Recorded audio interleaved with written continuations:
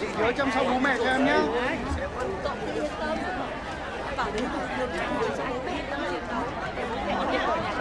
Tôi xin lỗi.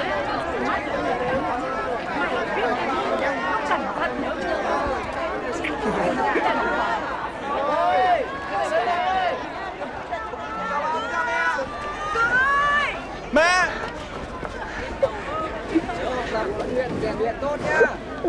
May mẹ về kịp. Thế con cứ định như thế mà đi không chào mẹ à?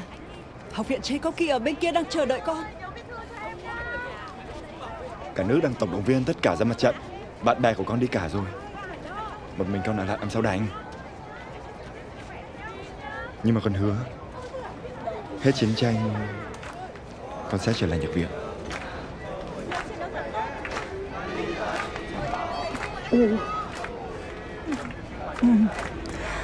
Chiến tranh sắp kết thúc rồi. Mẹ tin là như thế.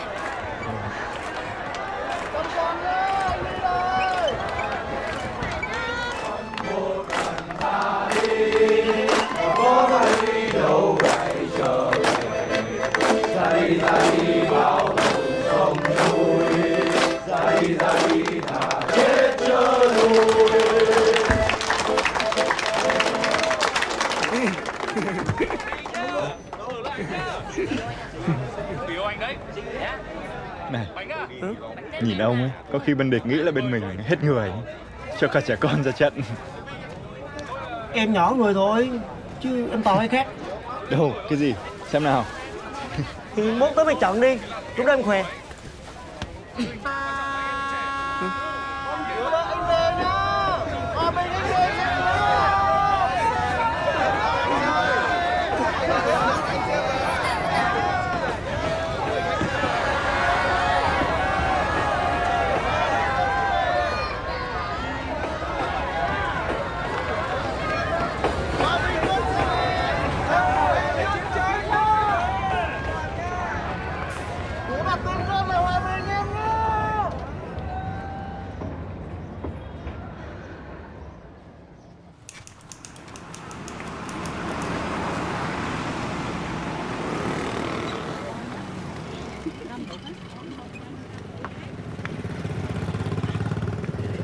Đợi tôi đây.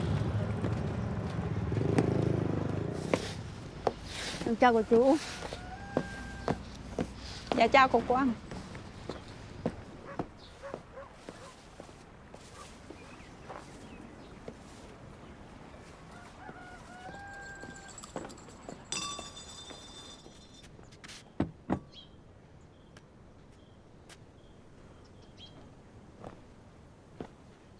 Má.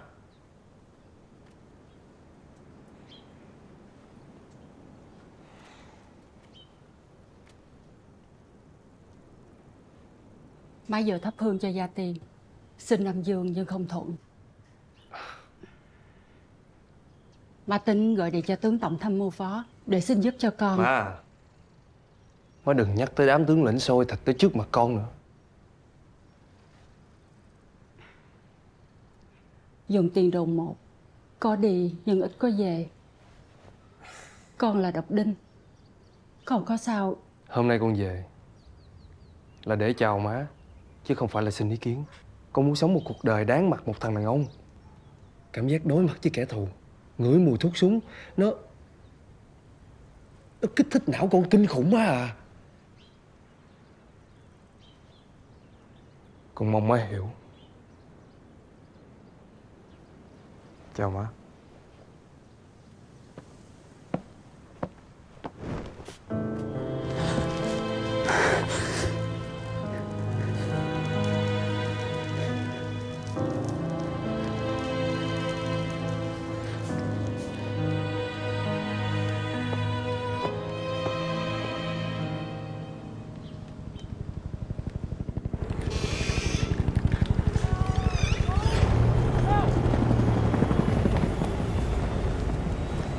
Tôi thừa ủy quyền của Tổng thống thông báo tới tướng Hoàng Xuân.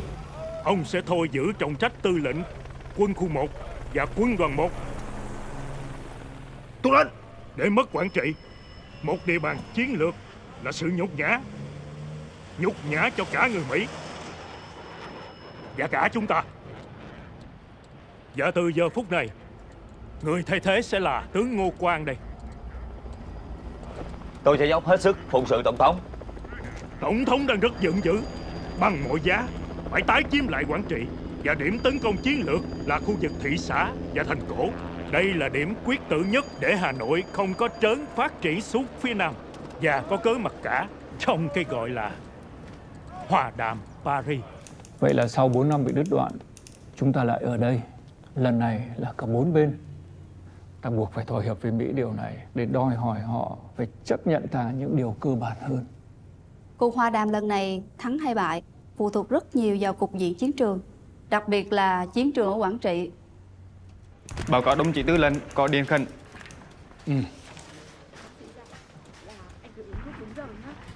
Cục diện ta địch như sau. Ta có 3 sư đoàn chân giữ trên địa bàn toàn tỉnh. Trong nội vi thành cổ sẽ có tiểu đoàn K3 chịu trách nhiệm chốt giữ. Đồng chí Thành, trung đoàn trưởng trực tiếp chỉ huy tiểu đoàn. Rõ, thưa tư lệnh. Hiện 3 mặt đều là địch. Ta chỉ có mặt sông Thạch Hãn là hướng duy nhất để tựa lưng, tiếp tế, chuyển quân và tải thương. Do địa bàn tác chiến nhỏ hẹp, phòng phấu sẽ được đặt luôn tại đây. Đồng chí Lê, bác sĩ trạm trưởng thấy sao? Báo cáo đồng chí tư lệnh, như tình hình mấy bữa nay á, 30 ca thì được.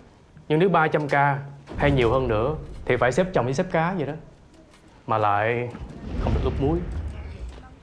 Nói đây thì được, nhưng đừng nói ròng ra, bộ đội dễ hoang mang. Rồi. Theo tin mới nhất, chỉ trong những ngày tới, chúng sẽ tấn công dữ dội hơn để tái chiếm thành cổ trong thời gian ngắn nhất. Nếu cuộc tái chiếm này không thành công, các ông và cả chính tôi cũng sẽ không còn đường rút. Họ muốn chiếm lại vùng đất này bằng mọi giá để làm cơ sở mặc cả với chúng ta. Còn phía chúng ta sẽ quyết tâm giữ bằng được mặt trận này để chặn đứng ý đồ của họ. Cả nước, cả công luận thế giới đang nhìn vào địa bàn này. Các đơn vị về làm công tác chuẩn bị. Rõ. Đây là danh dự, là lịch sử của chúng ta.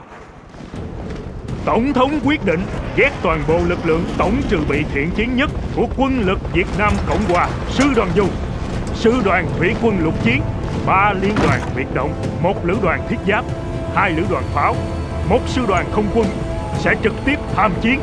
We, on the American side, will employ maximum air power and naval artillery to completely obliterate the ancient citadel of Quang Tri.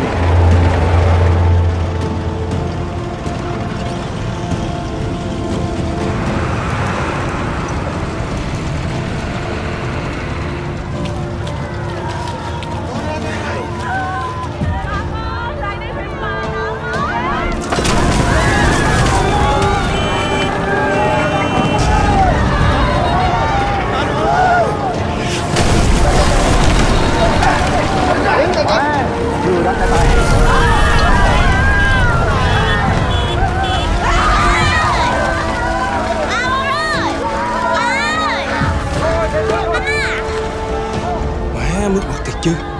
Không biết đám tướng lĩnh rèn quân kiểu gì mà chưa đánh đã tan vậy trời. Chưa loạn lạc như riêng. Theo ba mẹ, cô Nam về ông bà nội. Đi thôi, mình đi thôi. Khi nào xong việc, con phải vô đó với ba mẹ. Đi đi, nhớ chăm sóc cho ba mẹ. Nhanh lên. Nhanh.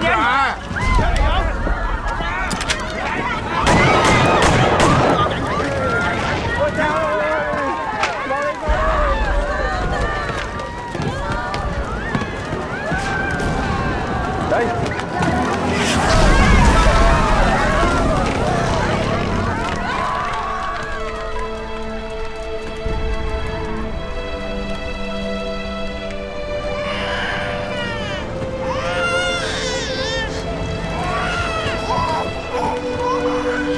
Dừng lại.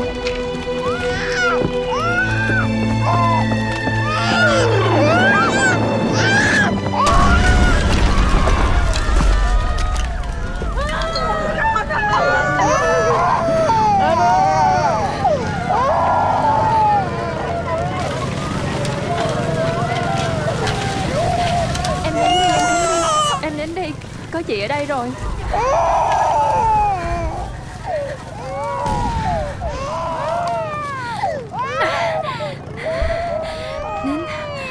Cô bị thương rồi.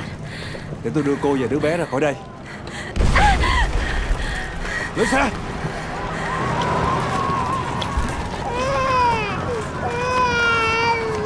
Em ơi phù thiệp làm chi, thiệp là cơn hồi để khi đòi lòng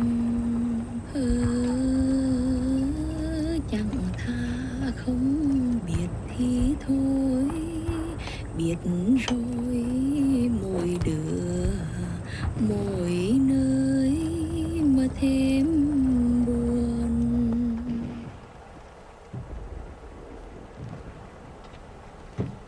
Tôi chỉ đưa cô một đoạn đường tới đây thôi. Ở đằng kia có nhà thờ. Cô có thể tới đó nhờ cái sơ thăm khám vết thương của mình và gửi đứa bé lại. Cái sơ ở đó rất tốt. Cảm ơn anh đã giúp tôi. Tôi có thể biết tên của em không?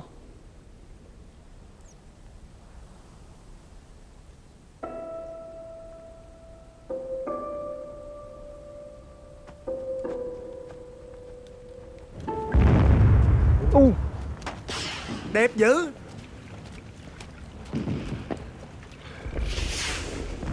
Chưa.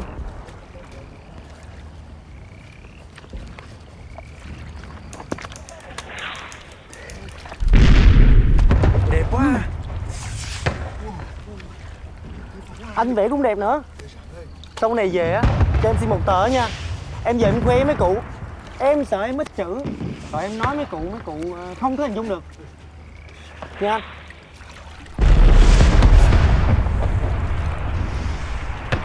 Đưa tôi đỡ. Hắn là có người về.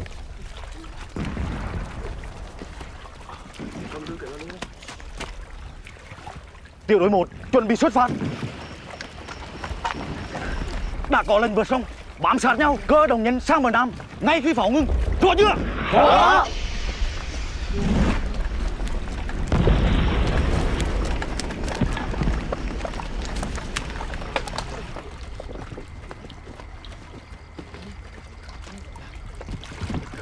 Các đồng chí cẩn thận. Cẩn thận. Các đồng chí, nhanh lên. Nhanh lên. Để đi anh. Xuống. Lẹ đi anh. Ngồi chắc nha.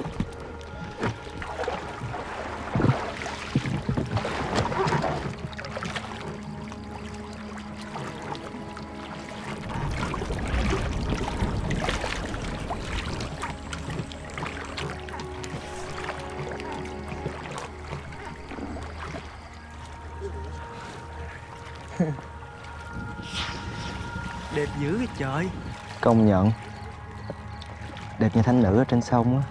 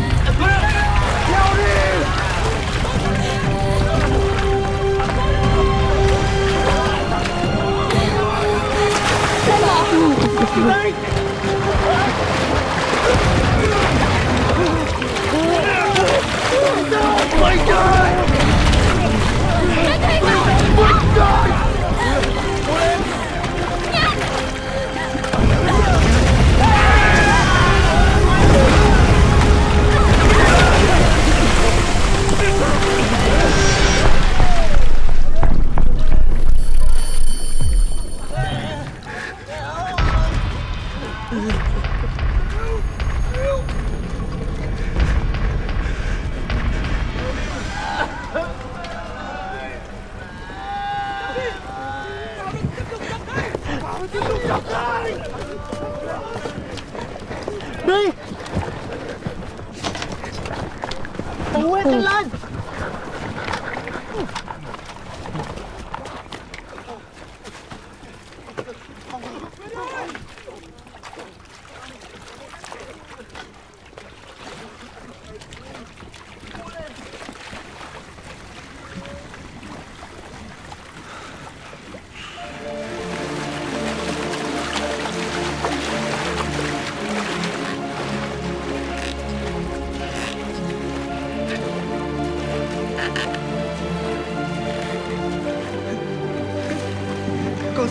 còn sống hết anh ơi.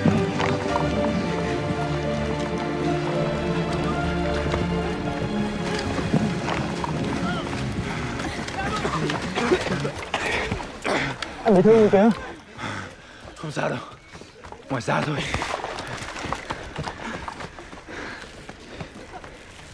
Người gì đâu mà lì quá vậy. Không biết đường kêu lên một tiếng. Cho tôi giữ chiếc khăn này bên mình đến hết chiến dịch nhé.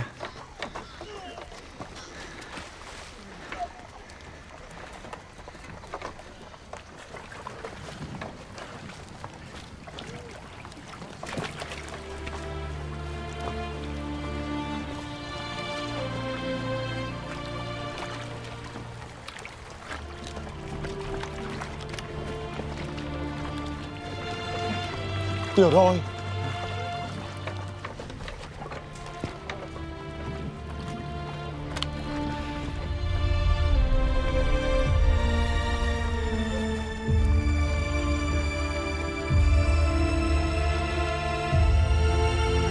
Nhanh lên, rút vào thành đi.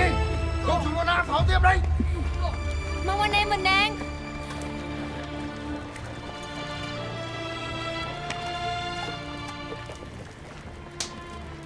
Đi anh. Mọi người, chở thuyền rời bến. Đi thôi.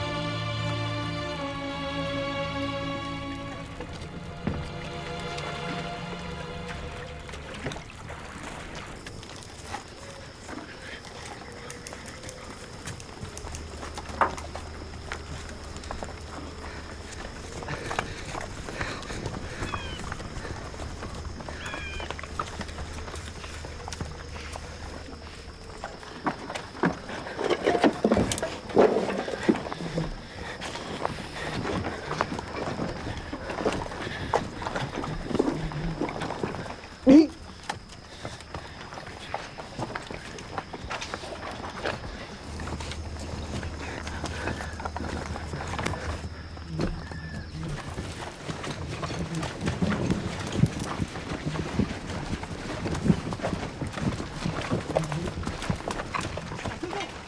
Nhìn lên.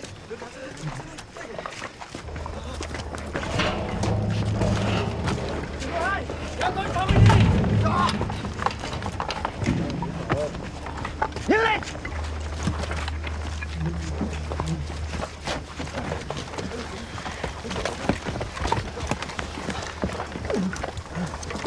Tôi bàn giao quân cho ông. Lính tăng viện hả? Tao là Tạ. Từ bây giờ sẽ là Tiếu đội trưởng, phụ trách trực tiếp các cậu. Chúng tôi là lính mới. Có gì mong anh chỉ bảo thêm ạ. Chỉ bảo cái đếch chi. Ở chiến trường ấy, cứ thấy địch là bắn. Mà không bắn được nó thì mình ngõm. Mà mới tới còn sức thì vô việc luôn đi. Này, đắp thêm đất vào hàm hào. Càng dày càng tốt. Sờ sẩy ấy, chỉ có loạt pháo đầu là bung hết. Này, huấn luyện kiểu gì đó, đeo ngược xuống rồi.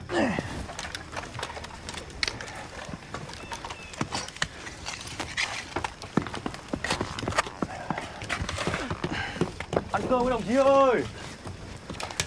Mời đồng chí. Cảm ơn. Đồng chí. Cảm ơn. Cố gắng đi nha. Cảm ơn. Ăn ơi. Người mới à? Giữ sức khỏe.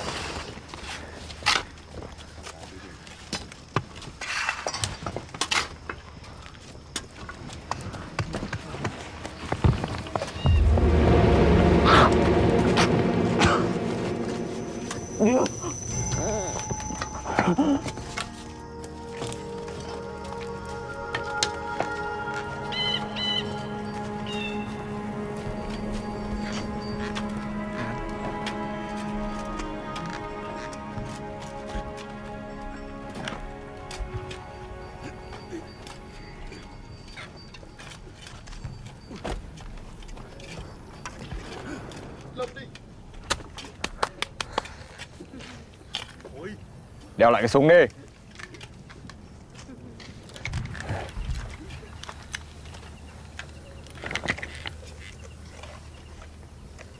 Này,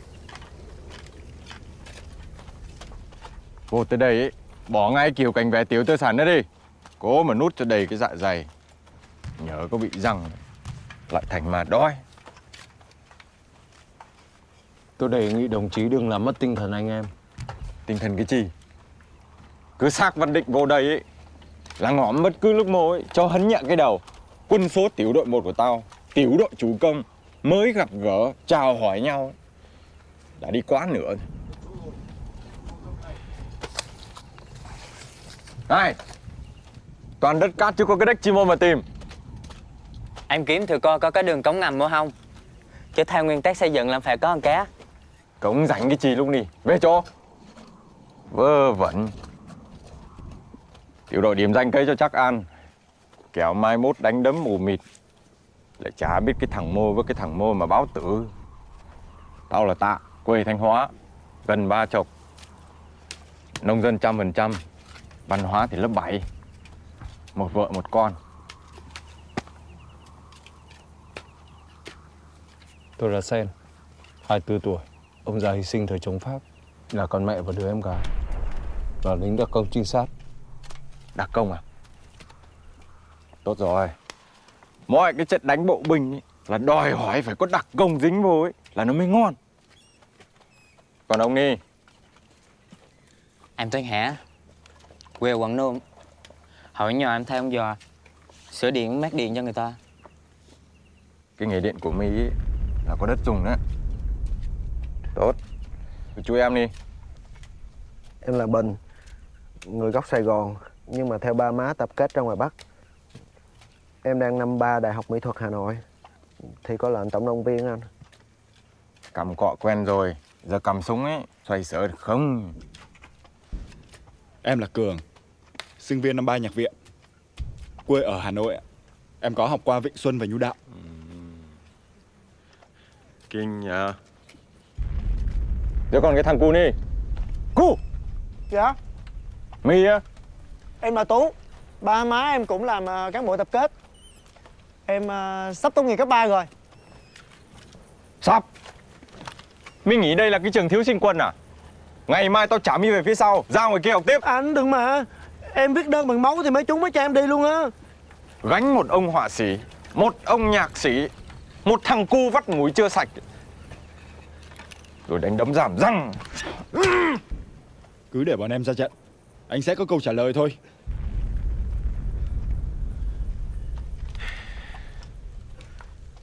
Sắp đánh lớn, bọn Mi là sinh viên mà cũng phải lao vô trận như gì. Kể thì cũng hơi uổng, nhưng mà chiến tranh nó là dứa mà. Rồi mấy nửa trong chiến đấu ấy, có chi anh em nương tựa vô nhau ấy, rồi cũng quen cả thôi. Tiểu đội của mình ấy, rất là gồm cả Bắc, Trung, Nam. Tốt, cả nước vô trận.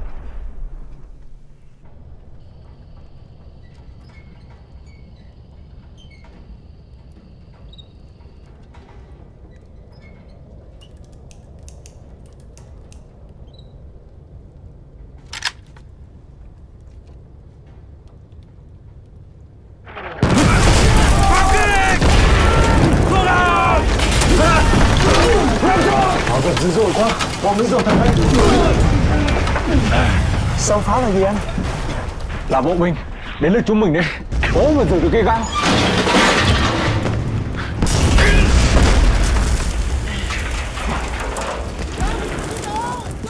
Ra vị trí chiến đấu.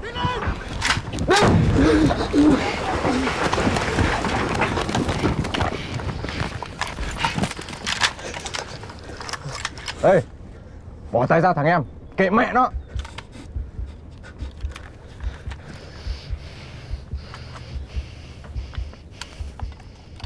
Đợi nó đến gần hàng nổ súng, điểm xạ 2 phát 1, không xiết cả băng.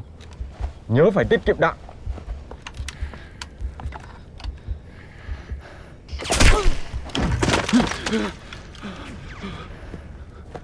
Lên!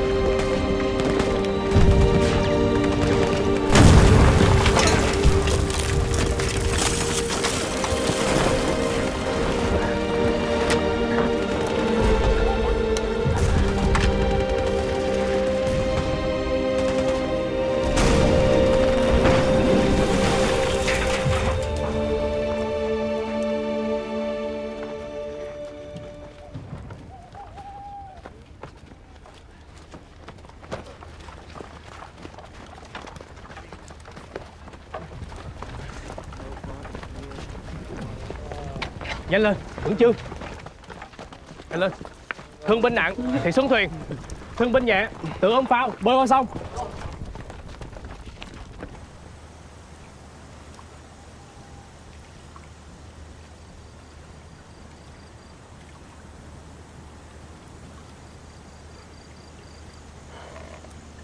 Sao không gọi pháo hả Trung úy? Chúng sắp cập bờ rồi kìa. Chiến tranh hạ sát thương binh là hèn, là vi phạm công ước quốc tế. Thưa Trung úy, và chiến tranh cũng không phải chỗ dành để xử si mê đàn bà, nhất là một con đàn bà ở phía bên kia.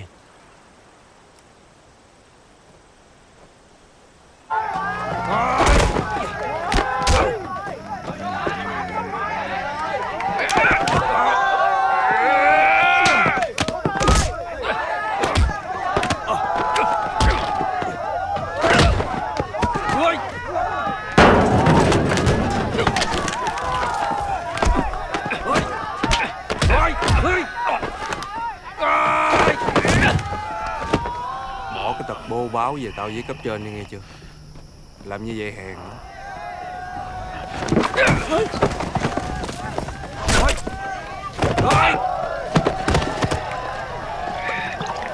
Thôi, hôm nay tập tới đây thôi.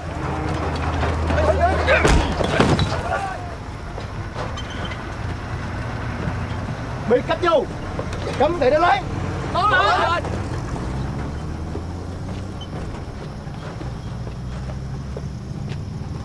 Để tới.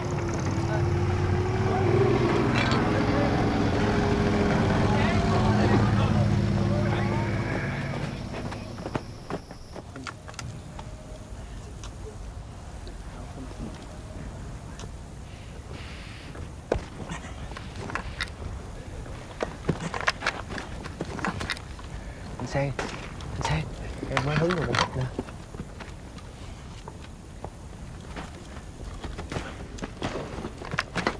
Cường ơi, nhấp một cụm đi. Đưa vào trong tay.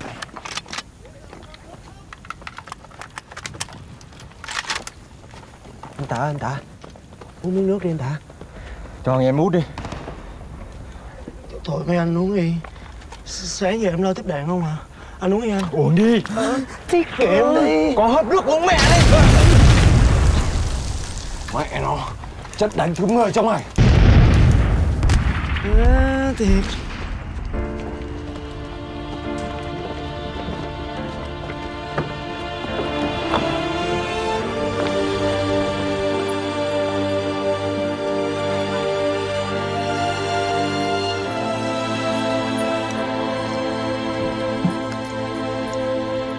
Mới mấy chục ngày mà hơn chục lần thay quân, mỗi ngày mất phân nửa.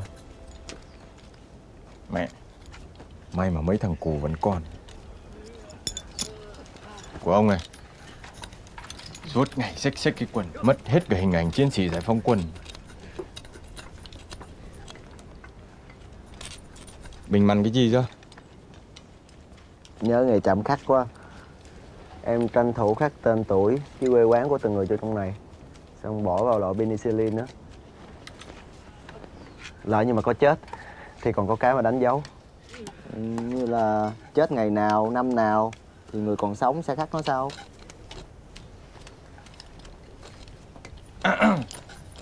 Hay dưới à? Hay miêu tin khắc cho anh trước để anh gửi về cho vợ con.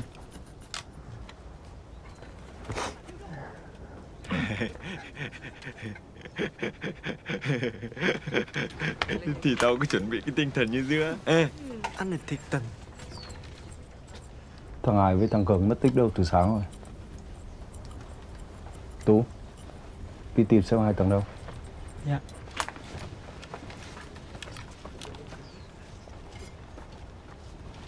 Em khắc cho anh xong rồi nè. Em ưu tiên á khắc thêm mấy hình ngôi sao cho anh luôn á. Lúc chôn theo á thà hồng màu ếch nha. Nè. Anh Sang, anh thích hình gì em khắc cho. Tất cả đều hỏi à?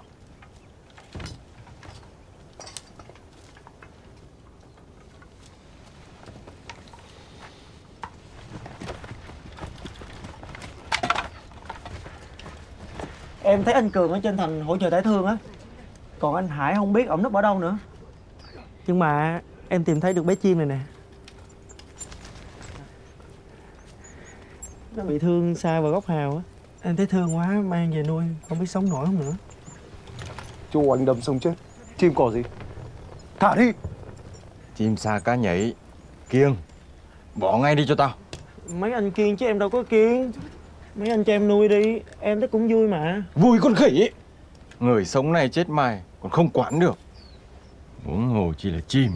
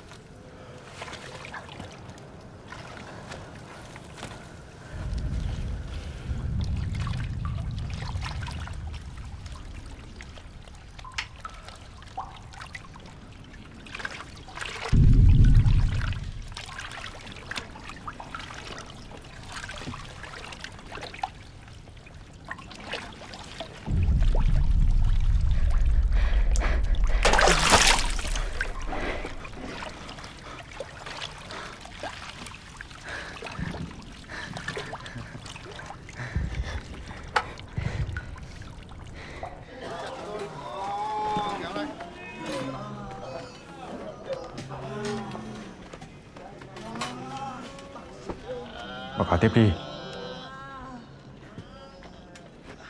Dạ, báo cáo. Cái đường cổng ngầm đi, hắn xếp thành hình xương có, nằm bên rìa thành cổ, rất là kín đáo ạ. Bộ đội cơ động trong nữa, vừa nhanh, vừa an toàn. Coi như là một địa đạo bất ngờ. Có bất ngờ thực không? Nếu như kẻ địch phát hiện đường cổng đó và cho nó bộc phá, sự tổn thất là không lường trước được. Báo cáo. Tôi nghĩ dù thế nó vẫn còn hơn tuyến giao thông nông truyền. Tạm bỡ ở mặt đất ạ.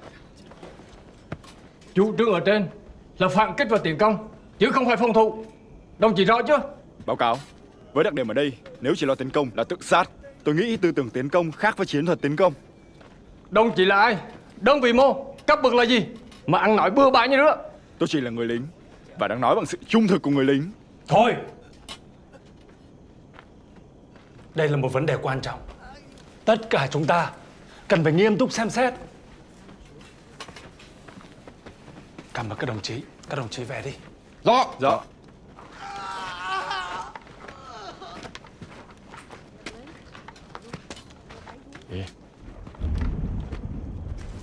Phong độ định du là gì? Là tốc chiến tốc thắng, là cán trường quyết liệt chứ không đánh ea như các sắc lính khác. Tai mắt của chúng tôi chính là đại đội biệt cách du của các ông do Trung úy Quang Đê chỉ huy. Tuân lệnh. Tôi nhận điện của cấp trên, truyền lệnh nội trong 20 ngày phải tái chiếm xong thành cổ. Thành cổ Quảng Trị phải trở thành chảo lửa. Đúng 5 giờ sáng mai thiếu đô khi tùy công quân. Tuân lệnh. Vô.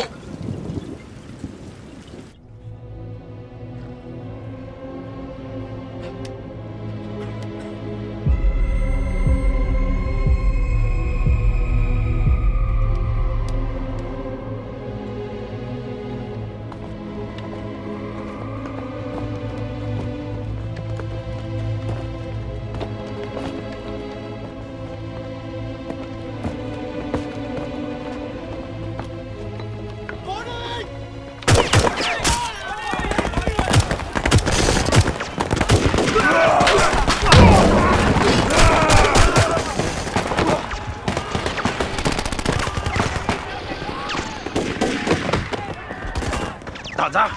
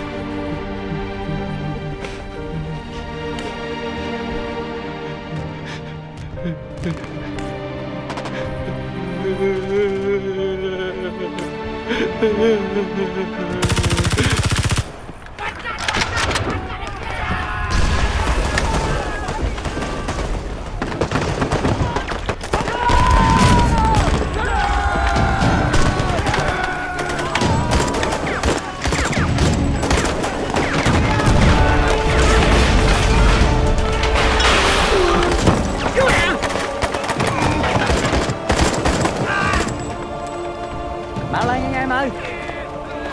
Nhanh lên. Chạy đi cầu người nè. Nhanh lên, nhanh lên. Nhanh lên. Cúi thấp đầu xuống. Trở lên nha.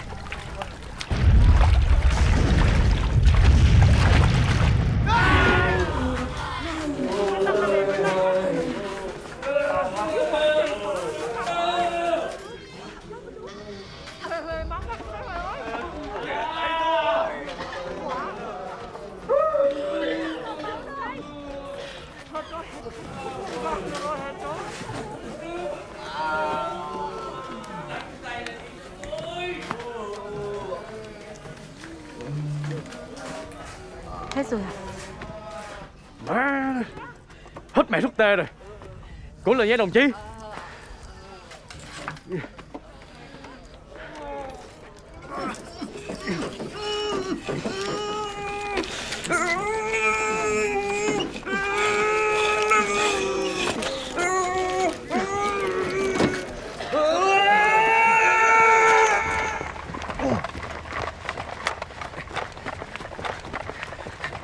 Đồng chí để tôi đợi cho.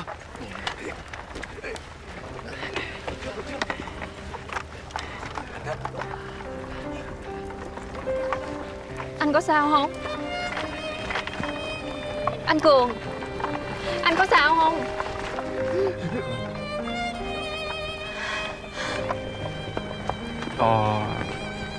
Biết tên tôi á. Trên đây nguy rồi, cho xăng xong thôi. Anh nhớ giữ gìn nha. Khi nào mà hết chiến dịch đó, em đưa anh qua sông về bên đó.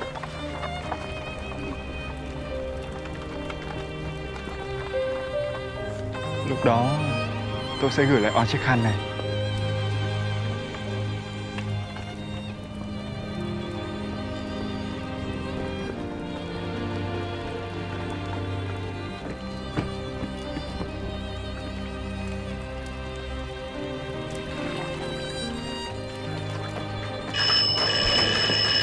Mấy cha này đâu hết vậy? Bộ cái chuối đầu vào cho Đông Hào mới là chỉ huy chứ.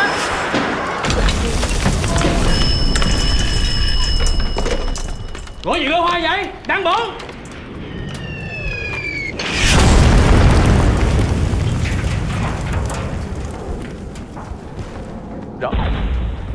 Rõ à? Ai gọi đó? Đại Ai? Đại tướng tổng tư lệnh gọi à? Chúng ta chân thành chỉ huy trưởng thành cổ. Xin. Có báo cáo đi. Báo cáo. Báo cáo tổng tư lệnh, chỉ huy trưởng thành cổ la hét quá nhiều, bị điếc tai, mất cả giọng rồi ạ. Không, mọi thứ đây tốt. Anh nghe vững tinh thần trận đấu. Báo cáo. Dạ, thành cổ vững chắc, nhưng thương vong nhiều. Mỗi ngày mất đi hàng trăm người, không sức nào bù đắp nổi ạ. Vâng, đại tướng cứ truyền lệnh.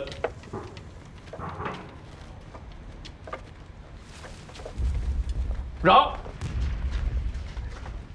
K3 Tam Sơn còn, thành cổ còn. Tất cả chiến sĩ sẽ giữ thành cổ đến sinh mạng cuối cùng.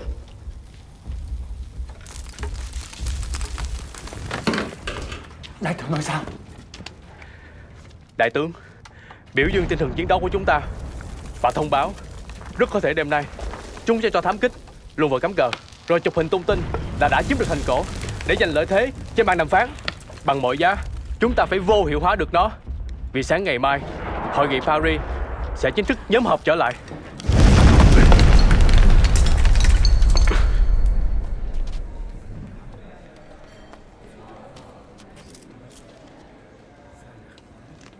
Chấp thuận một cuộc hội nghị gồm có đủ 4 bên. Đó là biểu hiện thiện chí hòa bình của chúng tôi. Vì vậy, các ngài cũng nên chấp nhận miền Nam Việt Nam đang tồn tại 2 chính phủ, 2 vùng đất, 2 quân đội là lẽ đương nhiên. Một đất nước không thể có 2 mặt trời, chỉ có một. Và đó là chúng tôi. Đây là ý của Tổng thống hay là ý của ngài? Ý ai cũng vậy thôi. Một lát nữa các ngài sẽ biết kết quả mà. Chắc là các ngài đang ám chỉ đến chiến trường Quảng Trị. Mọi chuyện chưa có ngã ngũ đâu. Được, vậy chúng ta chờ thôi. We've waited 4 years, so a few more minutes is nothing, gentlemen.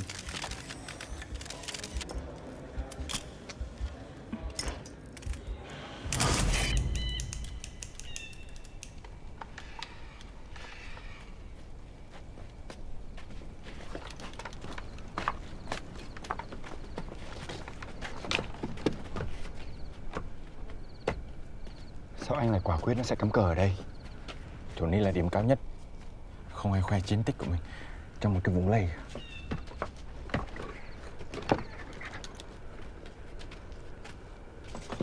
Đợi bọn nó cắm cờ lên đàng hoàng rồi hàng nổ súng nha. Anh, em nghĩ nên chia ra làm nhiều hướng, đề phòng nó đánh lạc hướng mình. Được.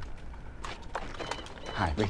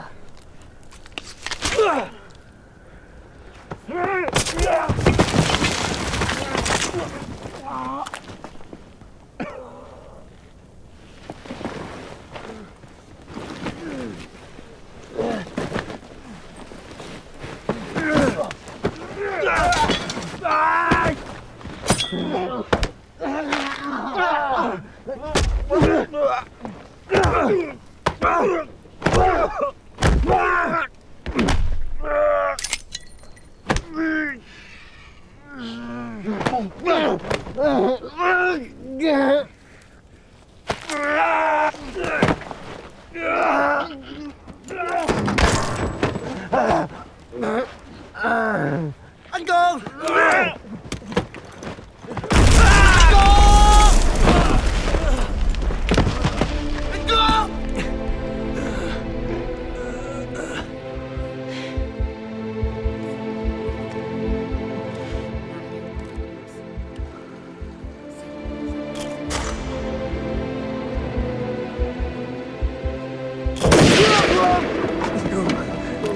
Anh Cường ơi! Sen! Cường! Đâu? Cố lên!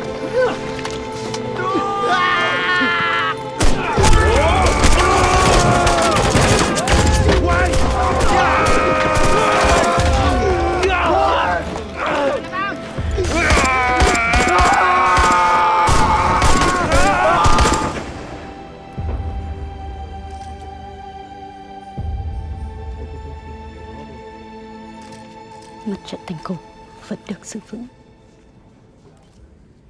Các chiến sĩ chốt giữ thành cổ đã chiến đấu rất kiên cường và quả cảm. Nothing has changed. Không có gì thay đổi. We can begin. Chúng ta có thể bắt đầu.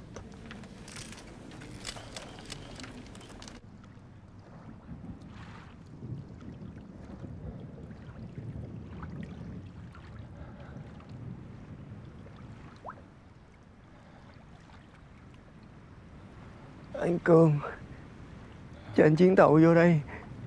Anh nhớ em nói gì không? Tuổi em nhỏ, nhưng mà gan đánh giặc của em không nhỏ. Đúng không anh?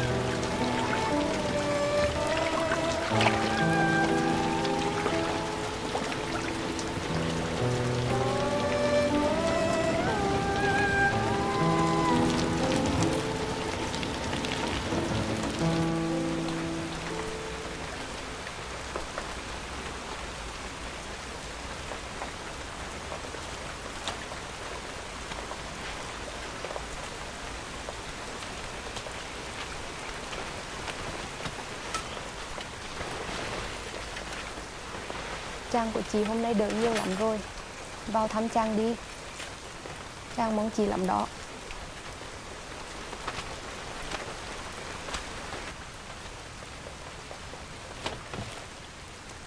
Anh thấy trong người sao rồi? Em có tin tức gì của các anh em trong thành không?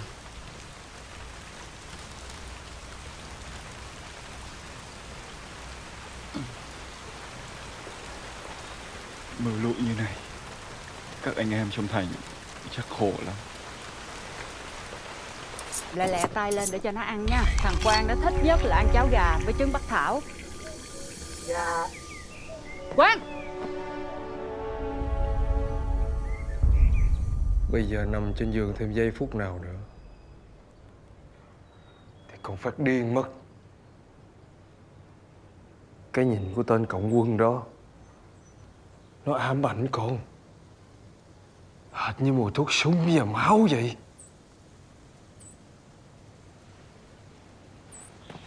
Cứ mỗi khi con nhắm mắt lại là nó như lẫn khuất ở đâu đây. Cứ như vậy con sẽ điên mất. Con tôi bị hoang tưởng mất rồi. Thì đúng như vậy mà má. Tụi con đang bị một đám tướng lĩnh cùng với bọn cố vấn Quê Kỳ đang dẫn dắt vào một cuộc chiến hoang tưởng mà má.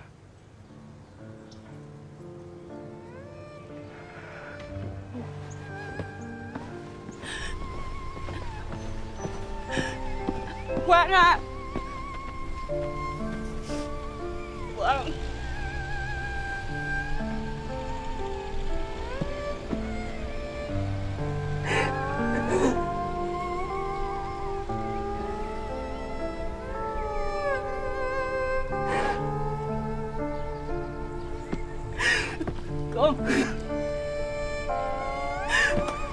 Con à!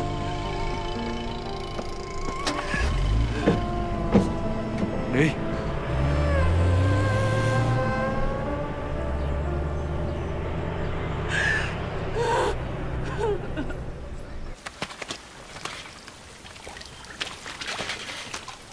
Cô ơi, có thương binh nào tên Cường ở D18 thành cổ điều trị đây không? Dạ có. Anh ở bên láng bên kia, giường ở trong cùng. Cảm ơn.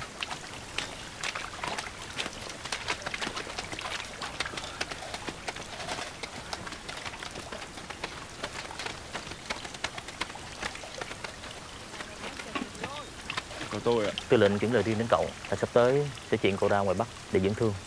Ý cậu như thế nào?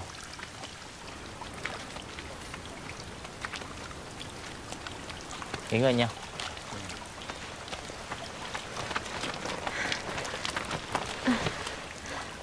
Anh đi nhé.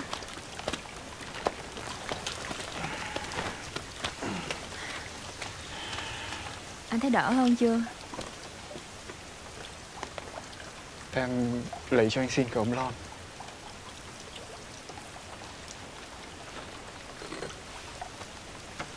Để em đỡ anh ngồi dậy.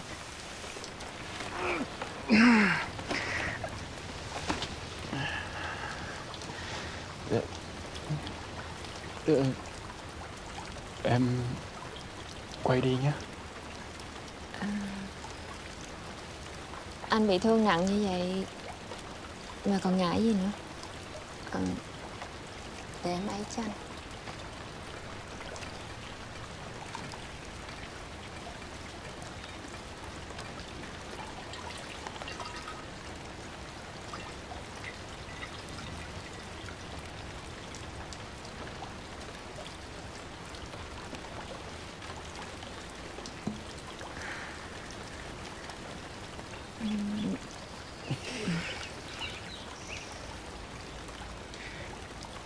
Anh thấy mỗi lần như vậy thế nào ấy? Không được đâu. Anh là thương binh nặng, còn em là y tá. Đây là việc em phải làm thôi mà.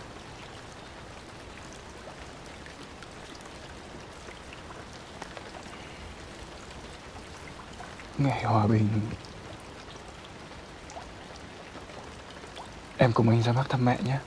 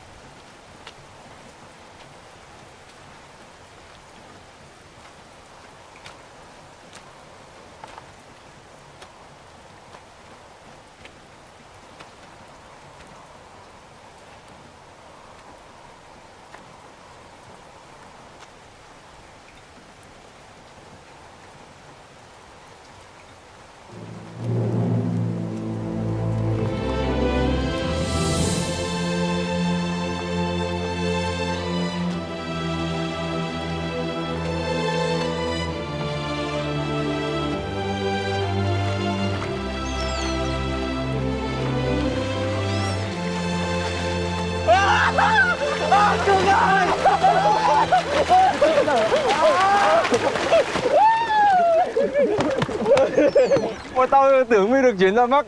Đã mừng cho mi rồi, chứ răng lại còn lộn vô. Anh em còn ở đây cả, làm sao em nỡ ra Bắc? Anh còn này. Còn Tú, nó chết trên sông đúng không? Xác của nó chắc giờ trôi ra tới biển rồi hả? Đời nó éo le. Bao cái trận đạn pháo vùi dập, đi hàng trăm mạng, mà con chim của thằng Tú nó vẫn còn sống nhăn. Thả mà nó không chịu đi, cứ quanh quẩn ở góc hầm kìa. Cả đại đội hơn 100 quân mà giờ chỉ còn mấy mống như thế. Mà thôi, kệ mẹ. Còn bao nhiêu mình unh bấy nhiêu. Sợ cái chó gì.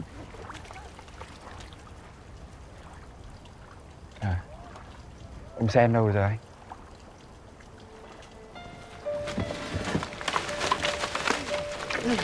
Hầm của ông bị phố ông Quýnh. Nó lắp ổng suốt một đêm mới lâu ra được.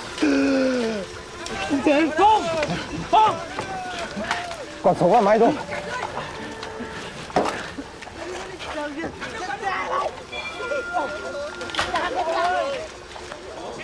Kéo lên, kéo lên. Nhẹ tay thôi. Xe đây, cố lên. Tất cả khỏi đây nào.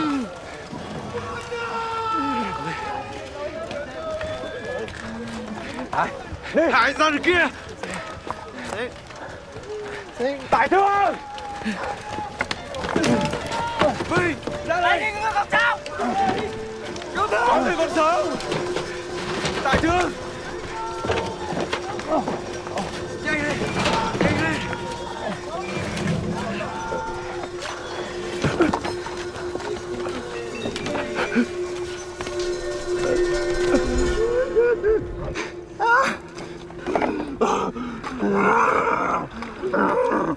Chữ ngơ đó đó.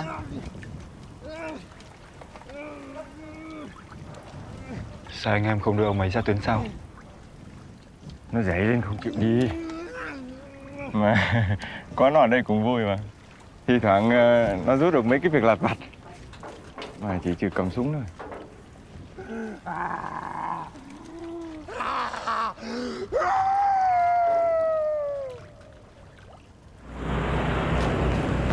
Sao? Thời gian ta gấp đôi mà vẫn không tiến được bước nào hết. Thưa Trung tướng, những đối tượng mà chúng tôi đụng độ là rắn mặt nhất từ trước cho tới nay. Nhưng không được phép thua. Do đó tôi quyết định điều sư đoàn thủy quân lục chiến vào cuộc. Tuân lệnh. Còn sư đoàn dù tạm rút lui ra, củng cố tác chiến vòng ngoài. Riêng liên đoàn biệt động vẫn tiếp tục trấn giữ giao lộ 1 với tư cách là một thê đội dự bị mạnh khi tình huống xảy ra. Rõ chưa? Tuân lệnh.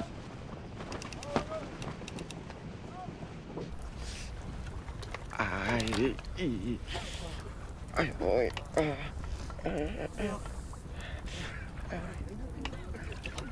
Oánh thì oánh mẹ đi, cứ giật rình chờ đợi.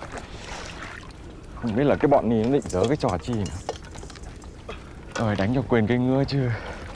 Ngứa mà muốn lóc mẹ trố ra thịt đi ra này. Thôi anh im cho đi cho rồi. Người ta quan rồi thâu nhát rồi chứ. Ngứa.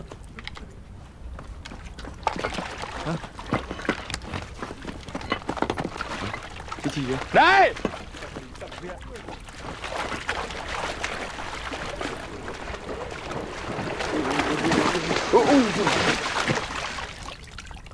Sao có mỗi cầu thế? Vâng ạ.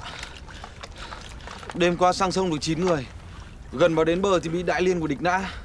Hy sinh hết rồi. Còn mỗi em. Em sợ quá. Mệt với cả đói nữa. Nên là bị ngủ thiếp đi. Lúc tỉnh dậy em vội cơ động vào đây luôn ạ. Tên chi? Em là Tấn, sinh viên. Cũng có được huấn luyện qua. Có gì các anh cứ bảo em thêm. Tao là Tạ, mà mi hẳn là Tấn thì kinh rồi. Mà người ngợm khoảng 40 cân cả cứt như gì thì đánh đấm cái chó gì. Mi huấn luyện đơn vị nào đấy? Đeo súng ngược rồi kìa. Được. Được.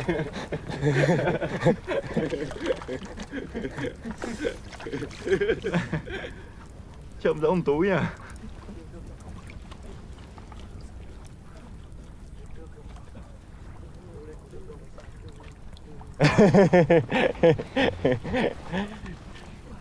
Bữa trưa buồn đái mà đếch dám đái. Đái ra đây xong ngâm mình ở đây thì có mà thối mẹ thịt. Nhưng buồn quá.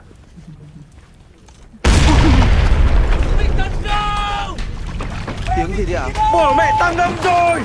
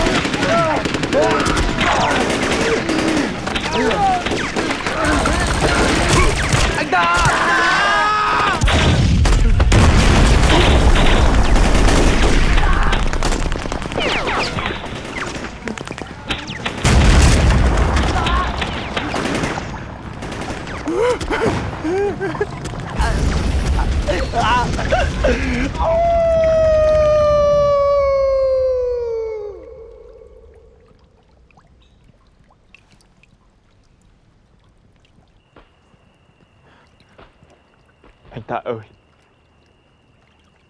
vì không muốn thi thể của anh bị bom đạn quăng quật trên mặt đất, bọn em xin phép được thủy táng cho anh. Em mong anh sống khôn thác thiên, phù hộ cho bọn em, những thằng còn sống, được hoàn thành nhiệm vụ với đất nước.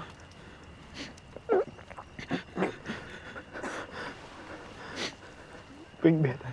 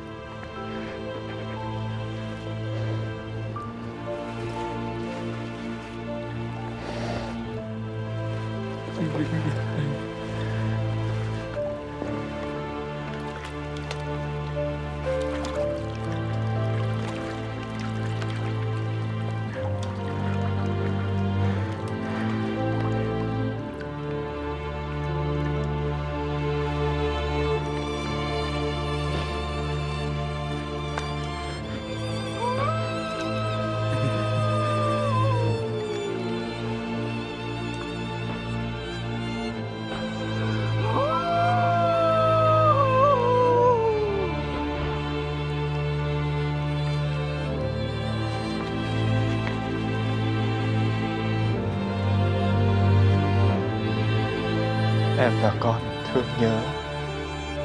Anh sắp đi đây. Lần đi chắc anh sẽ đi xa mãi mãi. Nghĩa là anh không còn được gặp em và con nữa rồi. Anh nhớ nó lắm.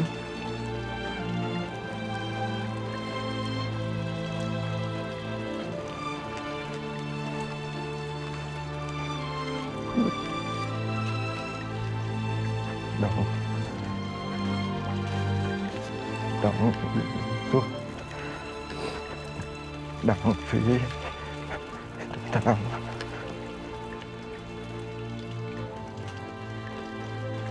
Khi anh đi, con dặn bố nhớ mua cho tóc màu xanh về cho con. Em thay anh mua cho con nhé.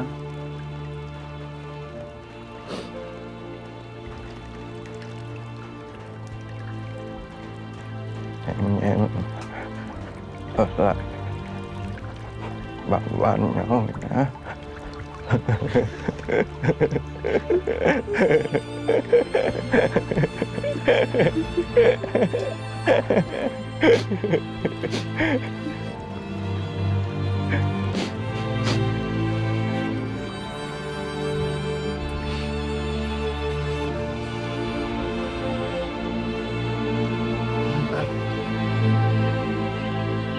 Vậy anh trả nợ nước nữa là xong.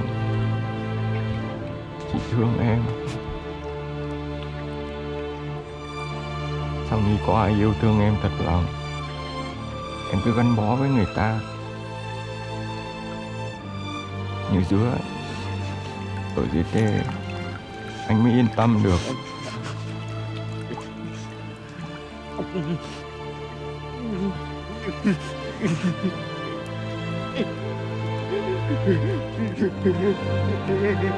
Ngày thắng lợi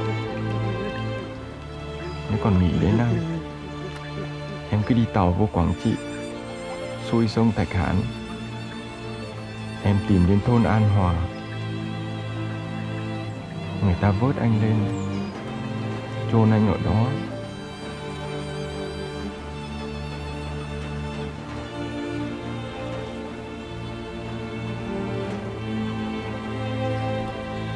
Có miếng nhôm khắc tên anh, đựng trong lọ penicillin. Em nhé.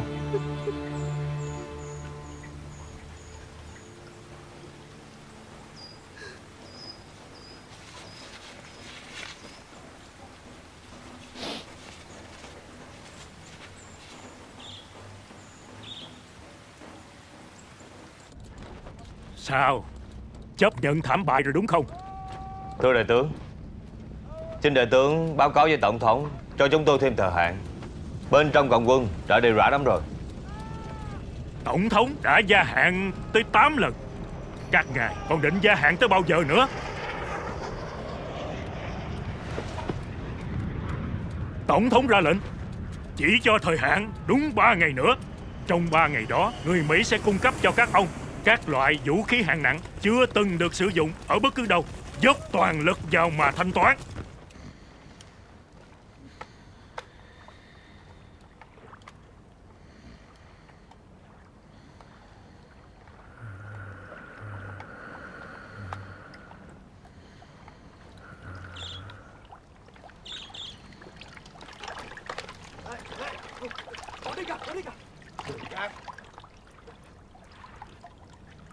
Vẽ gì mà bí ẩn thế?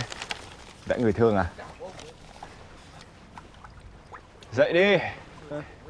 Đổi gác nào các ông ơi. Ngủ thay một chút, chẳng đỡ nhớ. Tự nhiên nhớ nhò nhớ mó quá. Ông còn vẽ được là may. Từ hôm ông Tạ mất, đầu óc tôi tan hoang, chả còn hứng thú viết thêm được nốt nhạc nào nữa. Tới bây giờ tụi này vẫn còn tiếc cái mạng sống. Tại vì chưa biết nắm tay ai, cũng chưa biết nụ hôn đậu như thế nào. Chứ đâu được như ai kia, được người ta nâng chim lên cho đái. Anh Cường, tôi hỏi thiệt nghe, hồi nó sướng không?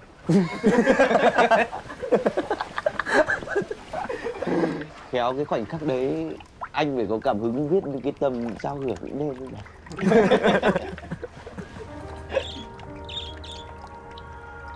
Trời ngớt mưa rồi, anh em ra hít thở khí trời một tí nhỉ. Lên khỏi hào một lúc không? Ngâm trong nước lâu tê dặn quá. Lên thì lên.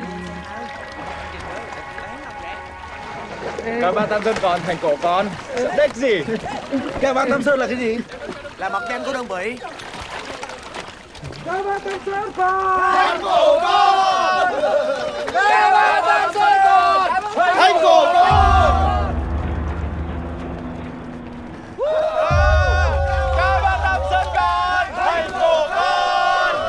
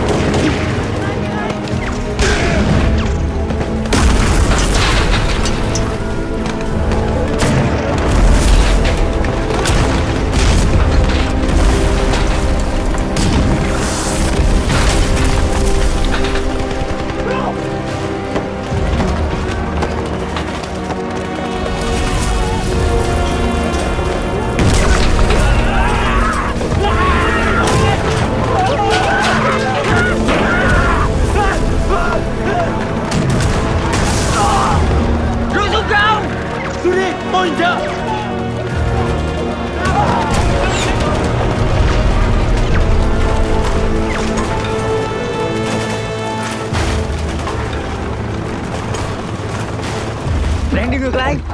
Con bé Lương.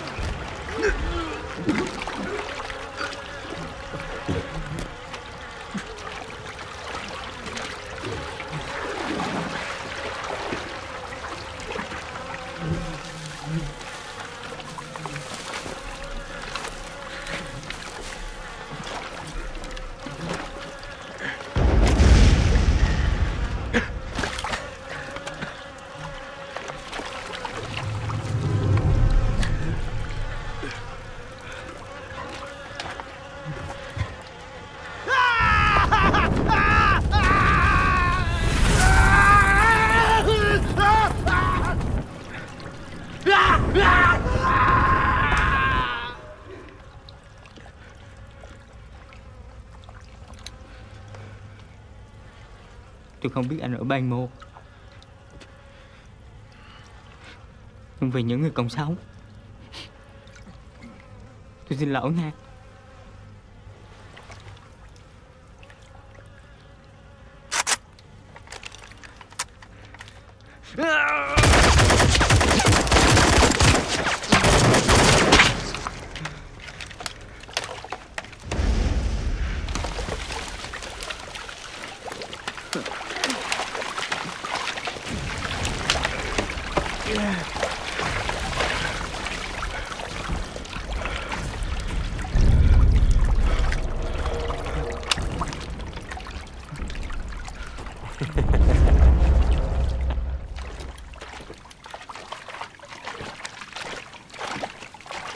Tất cả chuẩn bị quân tư trang vào nhà, đợi lệnh sẽ vượt sông.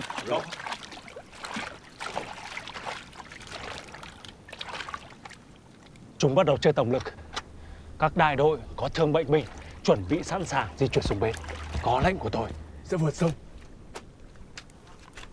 Dạ. Rõ.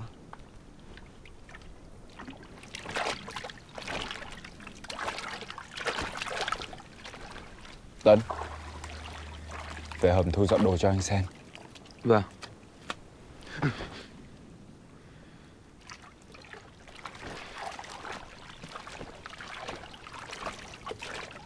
Thằng Hải biến đi đâu mất tăm rồi.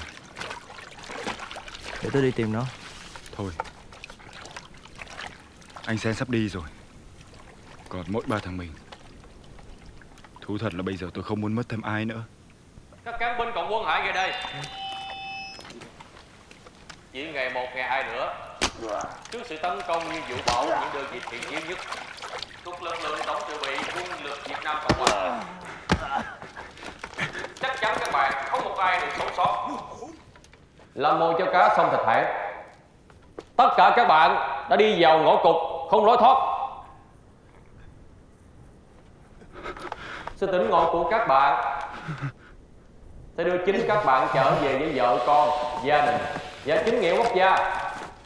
Bây giờ thì các bạn hãy mục kích nhạn tiền, một trong những sự tỉnh ngộ đó.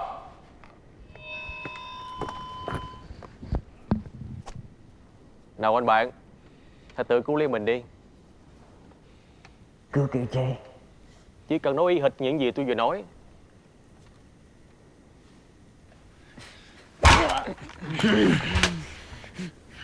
Nhiệm vụ của chúng ta là giữ thành, lên bây giờ là chết hết. Nói đi. Nói!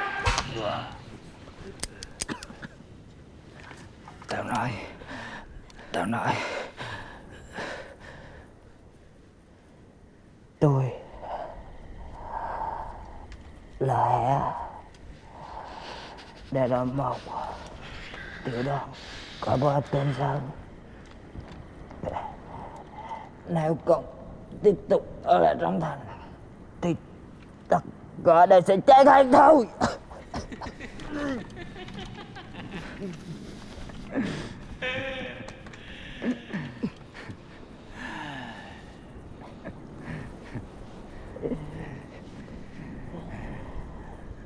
mà chết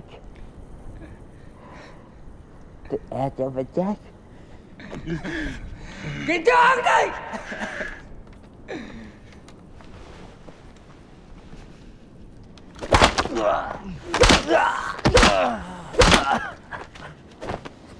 Tao cho mày thêm một cơ hội nữa. Nói đi.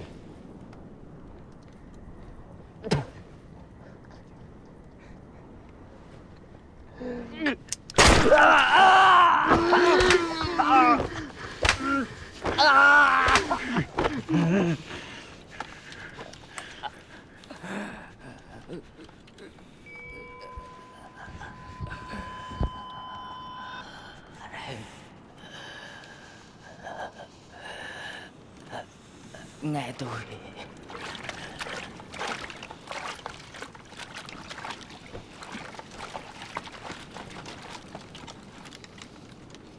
Đừng giận lòng, đừng bỏ cuộc, chúng ta sẽ giành chiến thắng.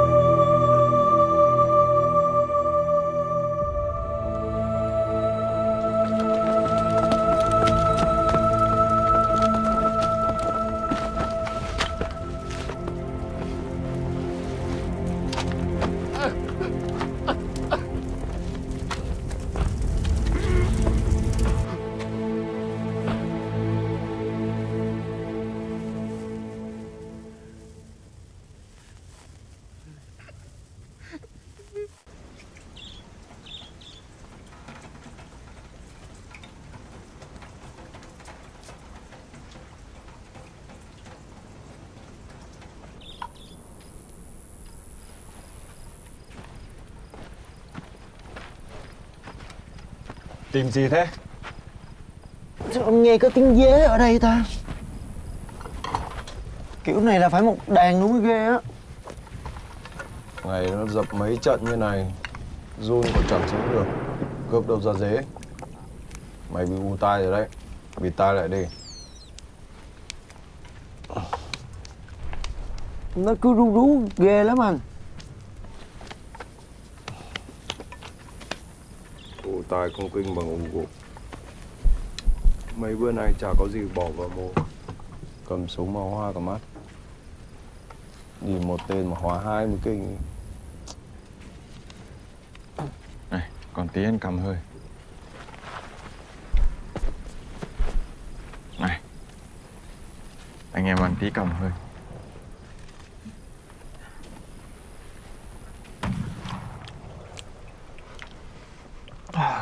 Nuốt đến đâu Thăm đến đó em đỡ ù tai luôn rồi.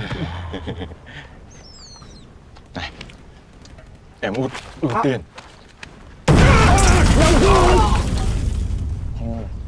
Em đói. Đói mà không muốn nhúc nhích người luôn. Không biết mà. Mấy ngày địch còn thảo bên bến sông á, chả có gì tiếp tế qua đây được á. Thằng bệnh còn cưa sống mọp sống kia kìa.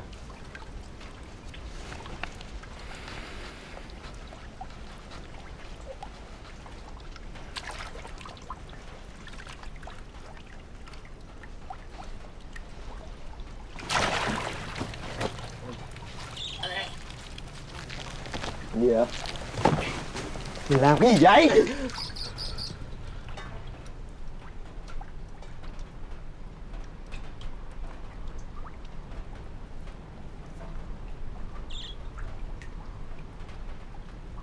Em đói.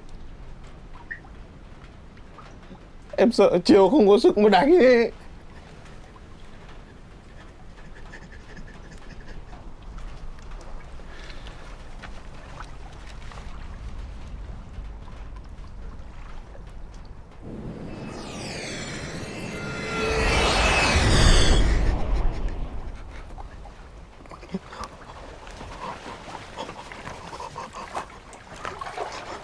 Cường ơi, giữ giùm tôi. Thằng nào còn sống thì đem về. Chị Lợi không thấy bố là chưa nghe bao giờ.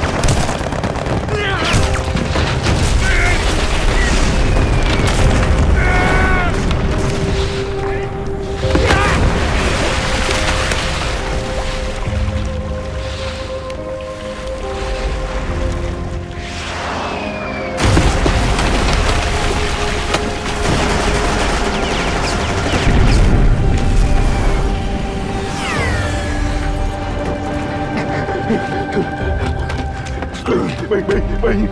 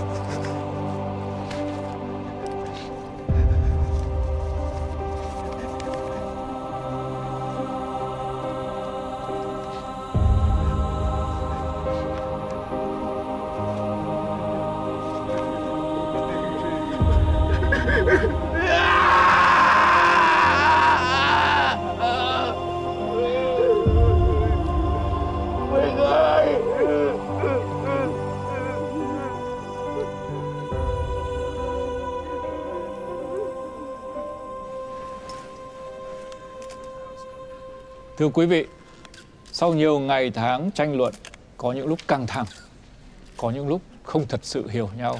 Để rồi hôm nay, những điều luật hòa bình về Việt Nam đã được 4 bên đồng thuận thảo ra. Với tư cách chủ trì, Phái đoàn Việt Nam Dân Chủ Cộng Hòa xin mời bà Thứ trưởng Bộ Ngoại giao chính thức tuyên đọc bản hiệp định. Mời bà.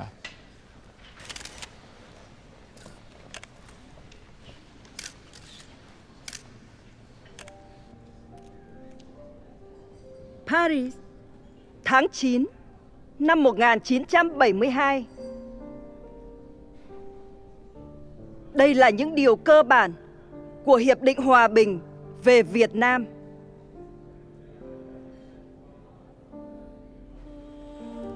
Điều 1. Hoa Kỳ và các nước khác tôn trọng độc lập, chủ quyền, thống nhất, toàn vẹn lãnh thổ của nước Việt Nam như Hiệp định Geneva năm 1954 về Việt Nam đã công nhận. Điều 2. Một cuộc ngừng bắn sẽ được thực hiện trên khắp miền Nam Việt Nam cùng ngày, giờ nói trên. Hoa Kỳ sẽ chấm dứt mọi hoạt động quân sự của Hoa Kỳ chống lãnh thổ nước Việt Nam Dân Chủ Cộng Hòa bằng mọi lực lượng, trên bộ, trên không, trên biển, bất cứ từ đâu tới. Việc chấm dứt hoàn toàn chiến sự nói trong điều này là vững chắc và không thời hạn.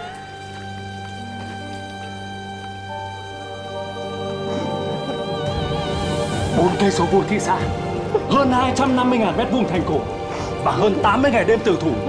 Hàng ngàn chiến sĩ đã hy sinh với mật độ bom đạn dày đặc nhất trong lịch sử chiến tranh thế giới.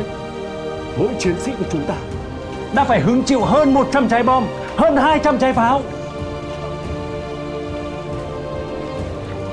Giờ là lúc chúng ta để cho anh em rút. Rút lúc này còn bảo toàn được một chút ít lực lượng, nhưng chưa có lên chính thức. Tất cả những chiến sĩ của chúng ta đã hoàn thành nhiệm vụ một cách vẻ vang, bằng tận cùng của sự hy sinh và mất mát.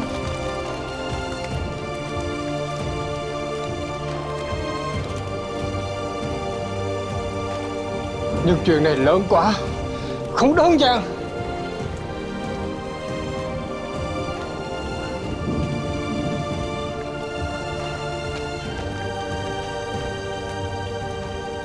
Tôi, Trung tá Trần Thành, chỉ huy trưởng bảo vệ thành cổ, xin hoàn toàn chịu trách nhiệm.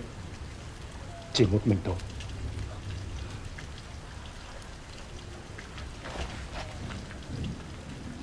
Nếu cần chịu trách nhiệm thì tôi, chính ủy thành cổ, sẽ là người chịu trách nhiệm cao nhất và trực tiên.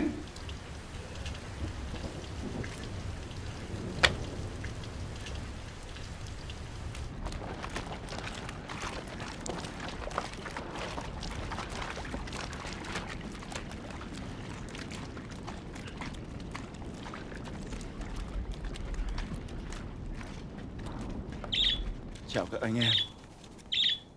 Chúng tôi đi nhé. Hòa Bình, Hòa Bình, Hòa Bình, cho anh về quê nha. Dặn dò giờ đời hay là gì nhỉ? Trời, ở quê nhận được thư ấy là mừng lắm rồi. Cần đếch gì mà đúng chính tả.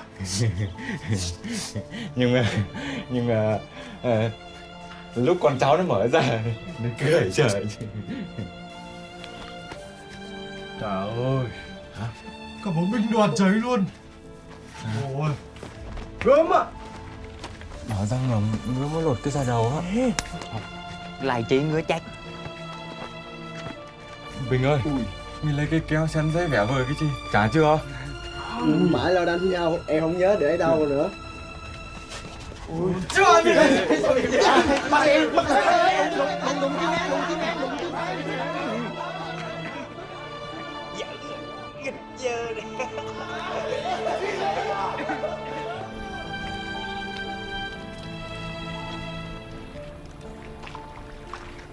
Cậu tay Tú, trả nó về với tự do.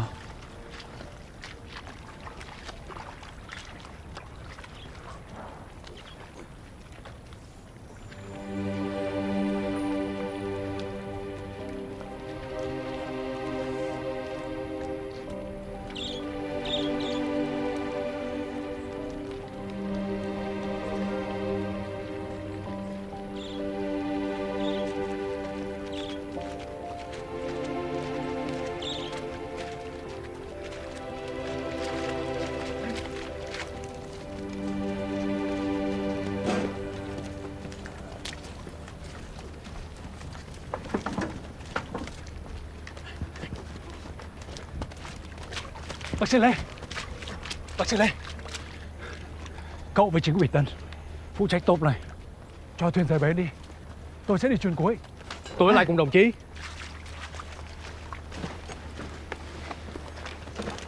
Đây là mệnh lệnh. Nhanh,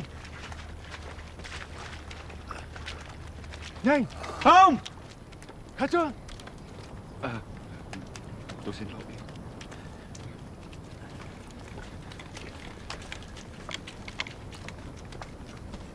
Di chuyển nhanh.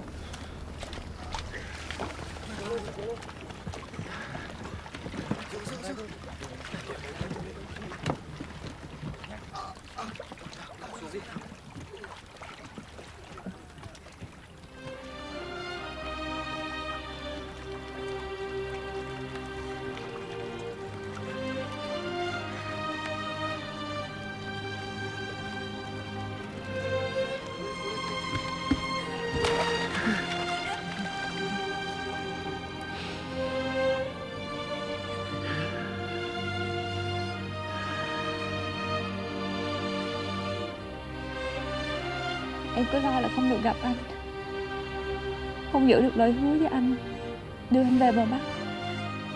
Em đã hứa là khi hòa bình sẽ cùng anh ra Bắc thăm mẹ mà.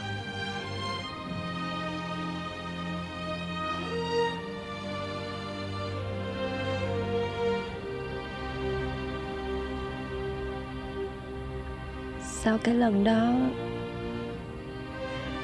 cái lần anh bị thương, em đã coi anh như là chồng của em rồi.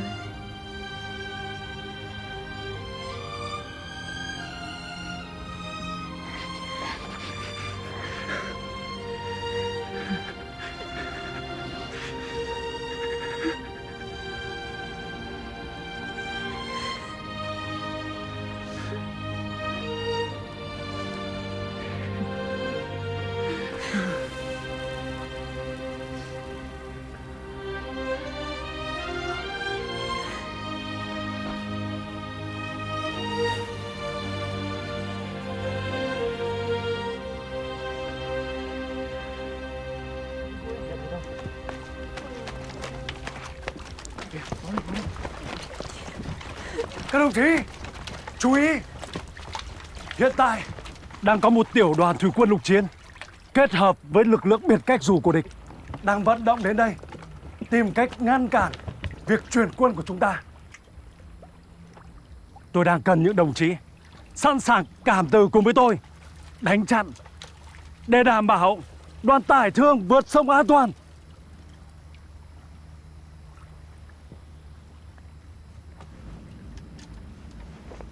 Tôi. Có tôi. Có tôi. Tôi cũng đánh được. Cứ cho thuyền rời bến đi. Đừng chờ tôi. Anh đi rồi anh sẽ về với em. Nhưng mà nếu anh không về, em đưa cho mẹ hộ anh nhé.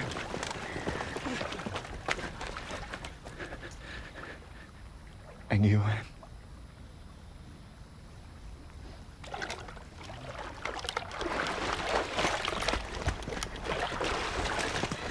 Em chờ anh.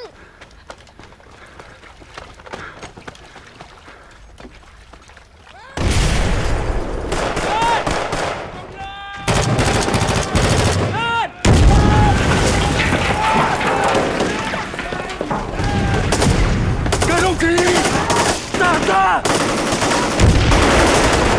Giữ vững trận địa.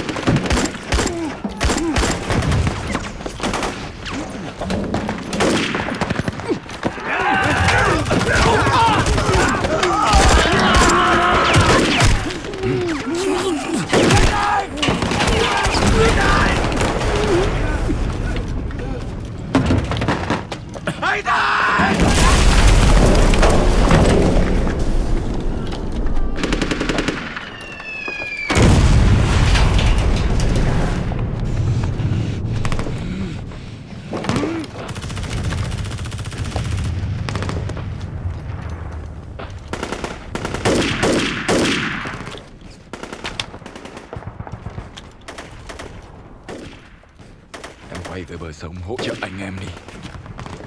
Anh phải tự tay xử thằng chó này.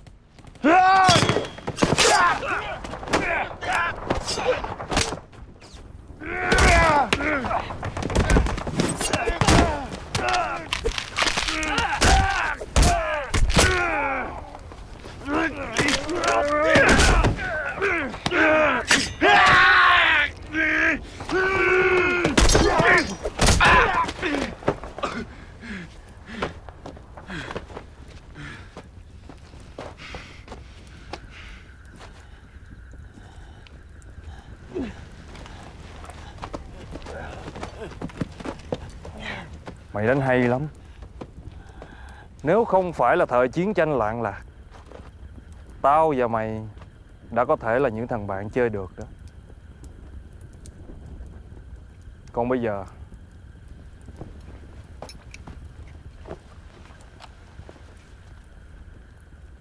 đấu một trận sòng phẳng xem nào.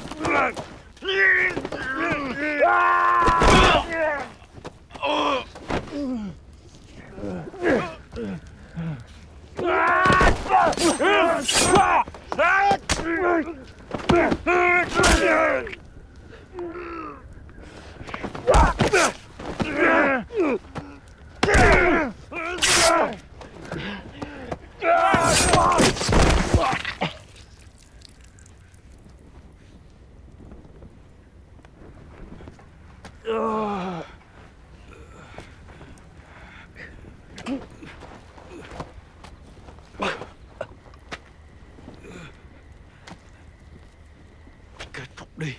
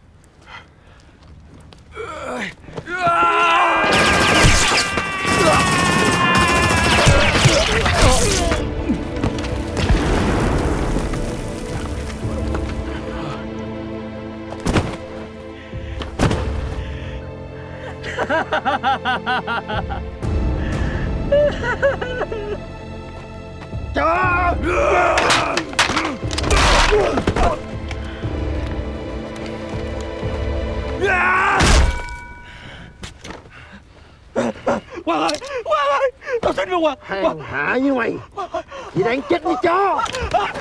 Quang ơi, Quang ơi.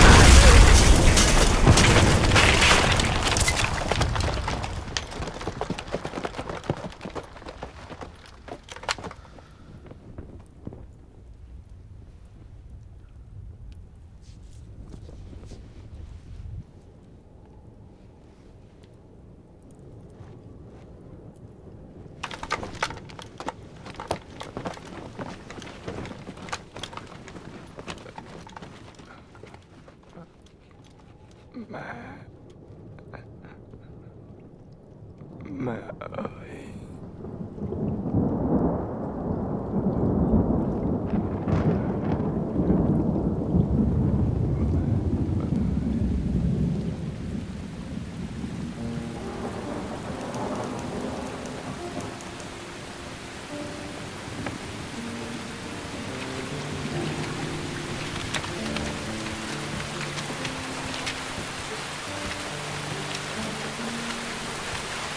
Đồng chí ơi, bên bọn anh còn ai không?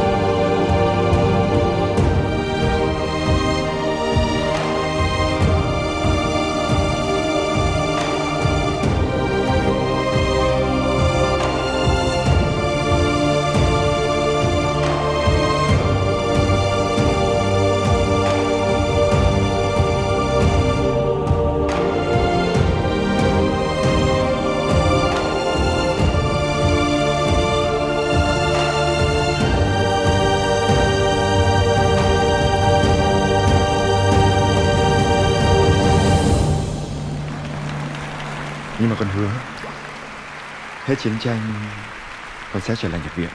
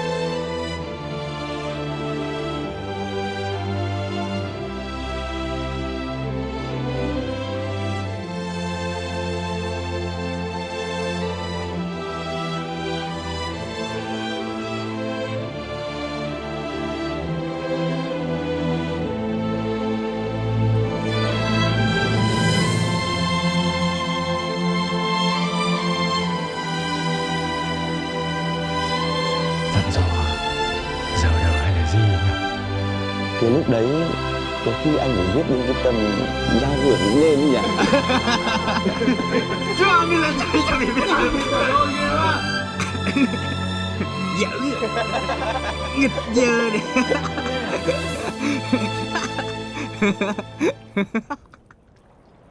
Vẽ gì mà bí ẩn thế? Vẽ người thương à? Mọi người kể những câu chuyện xưa đã trở thành huyền thoại. Ngày hòa bình, và viết em cùng anh ra Bắc thăm mẹ nhé. bài ca để ngàn năm hát mãi về người mẹ Việt Nam anh hùng đã quên mình, gạt đi nước mắt tên con lên đường, nỗi đau người ở lại mấy ai hiểu được, vì trái tim yêu đàn con và yêu đất nước. Người mẹ nào không xót thương con, nhớ thương con, chờ tin chiến thắng về trong hy vọng.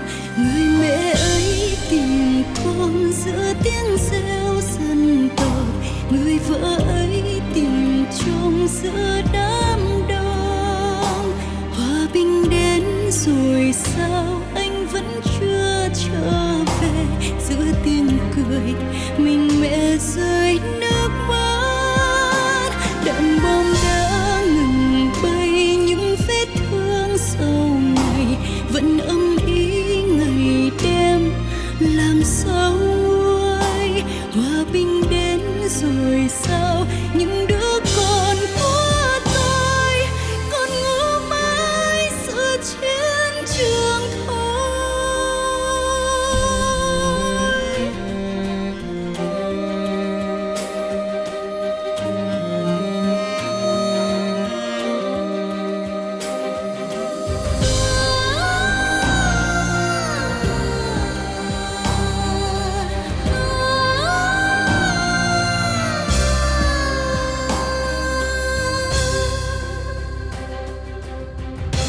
Một thời chiến tranh qua rồi mang các con đi rồi, chỉ có chim câu gửi về màu xanh chiếc áo. Viên đạn từ muôn hướng ghim vào trái tim mẹ, mừng cho đất nước và đau cho mình. Người mẹ ấy tìm con giữa tiếng reo dân tộc, người vợ ấy tìm chồng giữa đám đông. Hòa bình đến rồi sao anh vẫn chưa trở về, giữa tiếng cười mình mẹ rơi nước mắt. Đạn bom đã ngừng bay, những vết thương sau ngày vẫn âm ỉ